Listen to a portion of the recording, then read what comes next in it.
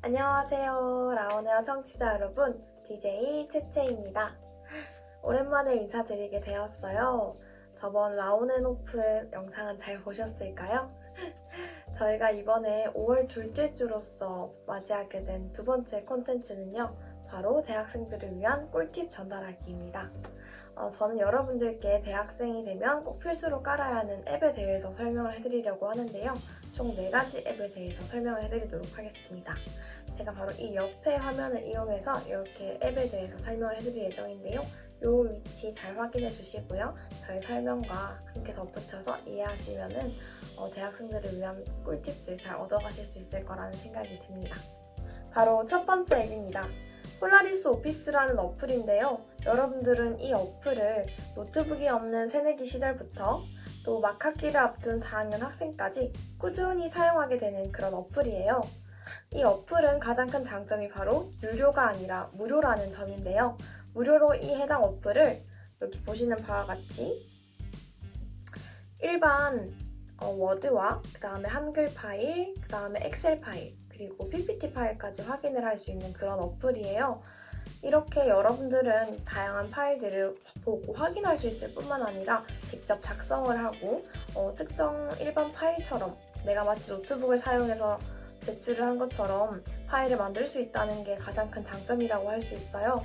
특히나 대학생들은 대학에 오게 되면 다양한 조별 과제를 하게 되기 때문에 이렇게 문서를 작성할 일이 참 많은데 그럴 때마다 참 유용하게 쓰이는 어플이라고 할 수가 있습니다. 네, 이어서 알아볼 어플은 바로 곰플레이어입니다.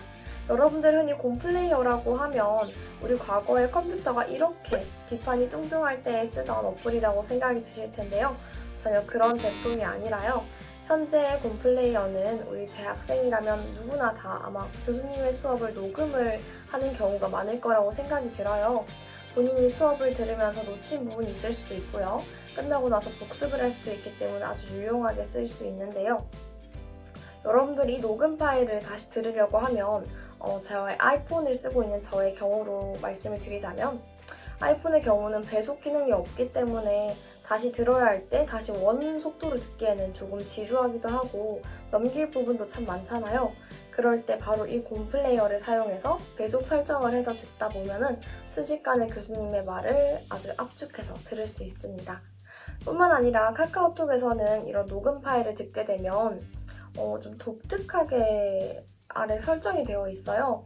분 단위로 확인을 하기보다 뭔가 이렇게 슬라이드식으로 파일을 확인을 하게 되는데 그럴 때에도 바로 이 곰플레이어로 공유를 시켜서 분 단위로 확인을 할 수 있다면 제가 우리 라온에어 활동과 같이 라디오 프로그램이나 음성 파일을 확인을 할 때 아주 유용하게 쓸 수 있기 때문에 아주 추천드리는 어플입니다. 네, 세 번째로 알아볼 어플은 바로 구글 미트입니다. 여러분들 이제 온택트 시대가 많이 활성화되었죠. 그럼과 동시에 우리도 비대면 수업을 참 많이 하게 되었는데요. 그러면서 자연스럽게 우리의 조별 과제 또한 이렇게 화상 채팅 또는 화상 회의를 통해서 업무를 봐야 하는 경우가 참 많아졌어요. 그럴 때 우리는 흔히들 줌이라는 어플을 사용을 하는데요. 줌은 유료제가 아니고서는 40분 단위로 끊기는 걸로 알고 있어요. 그런 학생들에게 아주 유용하게 쓰일 바로 이 어플이 구글 미트입니다. 조별 과제를 할 때 가장 유용하다고 말씀을 드릴 수 있는데요. 구글 미트는 따로 시간 제한이 없고 특히 음성으로만 확인을 할 때에도 유용하다고 할 수 있어요. 줌과 똑같이 화면 공유가 가능해서 같은 화면을 공유하면서 저의 의견은 이렇습니다. 제가 자료 조사의 부분은 이렇습니다 하면서 줌과 같은 기능을 다 누릴 수 있기 때문에 너무너무 추천드리는 어플이에요. 아마 여러분들이 입학을 할 때까지도 이렇게 비대면 수업이 이어지지 않을지는 잘 모르겠지만 아마 이 구글 미트가 조별 과제를 할 때에는 가장 크게 유용하게 쓰지 않을까라는 생각으로 준비해보았습니다. 네, 마지막으로 알아볼 어플은 바로 하우머치라는 어플입니다. 알바비 급여를 계산을 할 수도 있고요. 또 나의 알바 일정을 정리할 수 있는 그런 어플인데요. 대학생이라면 아마 누구든 알바를 하나쯤은 꼭 할 거라고 생각이 들어요. 안 하는 친구들도 있겠지만 바로 이 알바를 하는 대학생들이 더욱더 많을 것이라는 생각이 들어서 저와 같은 친구들을 위해서 준비를 해보았습니다. 바로 이 하우머치라는 어플을 통해서는 일정 관리를 함과 동시에 내가 근무했던 기록을 넣을 수가 있어요. 다른 어플과 달리 주휴수당도 계산이 되고 타 어플은 조금 계산이 오차가 나는 경우도 많던데 이 어플은 시간제를 딱딱 맞춰서 제가 시급을 딱 기록하기만 하면 알아서 잘 계산이 되더라고요.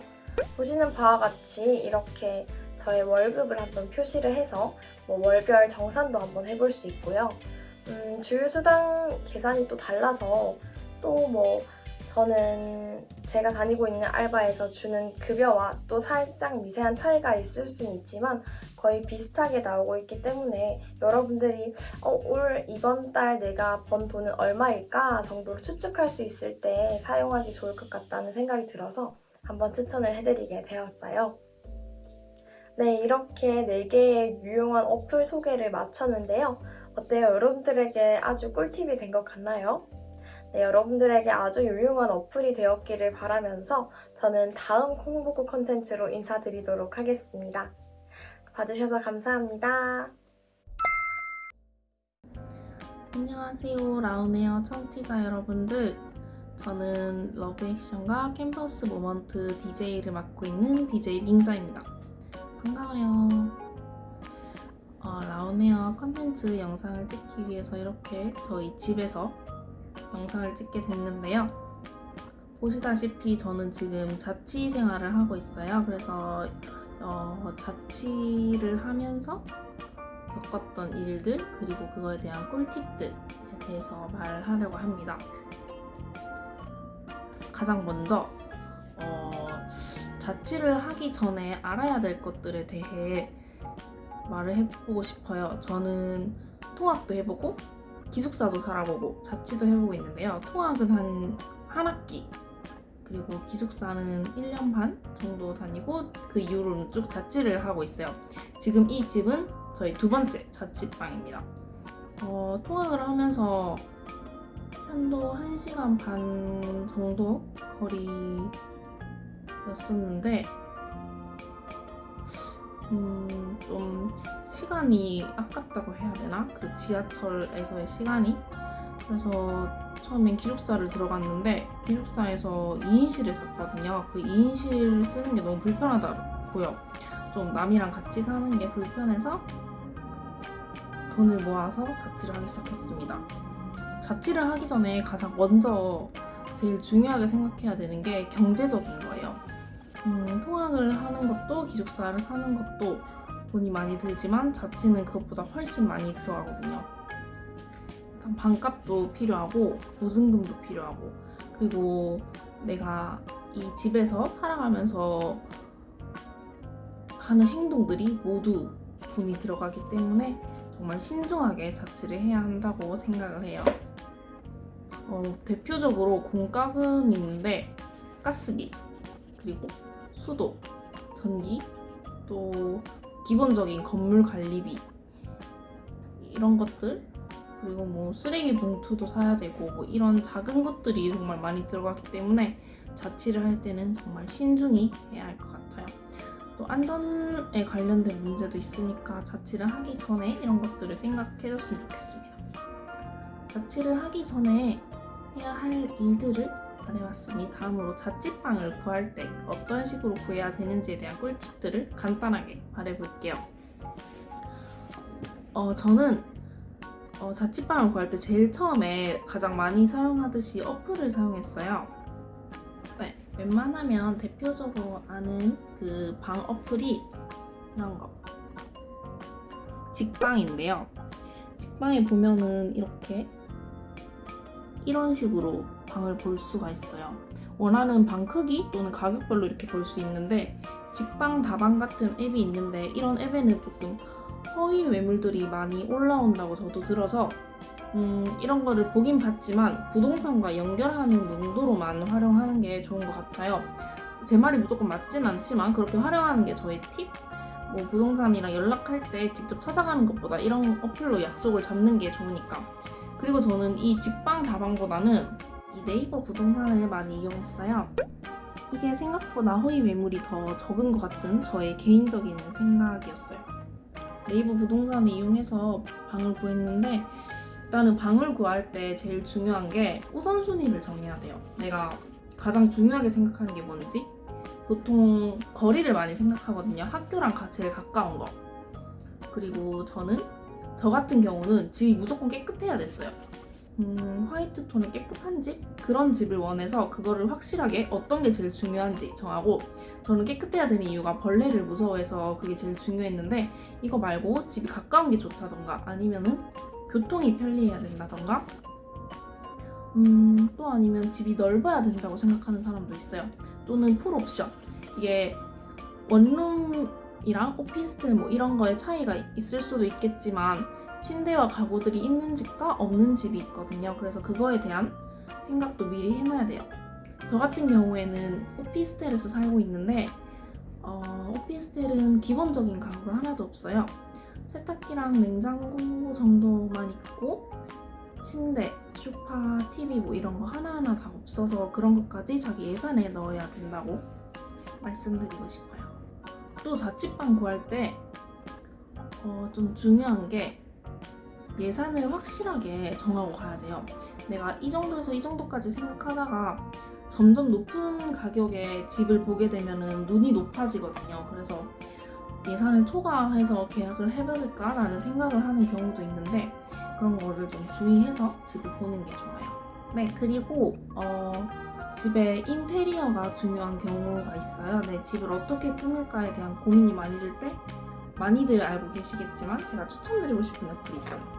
바로 오늘의 집이라는 어플인데요.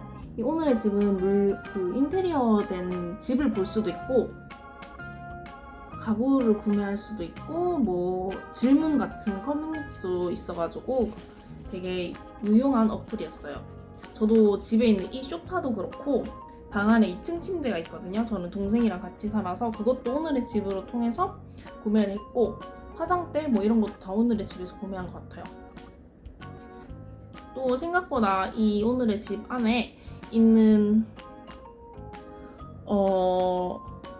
인테리어 이런 예시들이 원룸, 투룸에 대한 게 많아요. 그래서 대학생들이 보통 원룸에 사니까 거기에 대한 인테리어 꿀팁을 얻기도 좋은 것 같아요. 인테리어라고 해서 벽지를 바꾼다거나 뭐 큰 가구들을 바꾸는 그런 게 아니고 그냥 작은 거, 카펫을 깐다던가 아니면 조명을 바꾼다던가 그런 거에 대한 꿀팁들이 많이 나와 있어요. 이렇게 자취를 하기 전에 생각해야 될 거, 그리고 방 구할 때 어플, 그리고 인테리어 어플에 대해서 얘기를 해봤는데 그러면은 저는 다음에 더 유용한 꿀팁으로 돌아오겠습니다. 우리 러브액션과 캠퍼스 모먼트를 통해서도 많은 정보들 얻을 수 있으니까 특히 캠퍼스 모먼트는 대학생 이야기를 많이 들을 수 있어서 관련된 꿀팁 더 많이 얻어가시길 바래요. 그럼 저는 이만 안녕.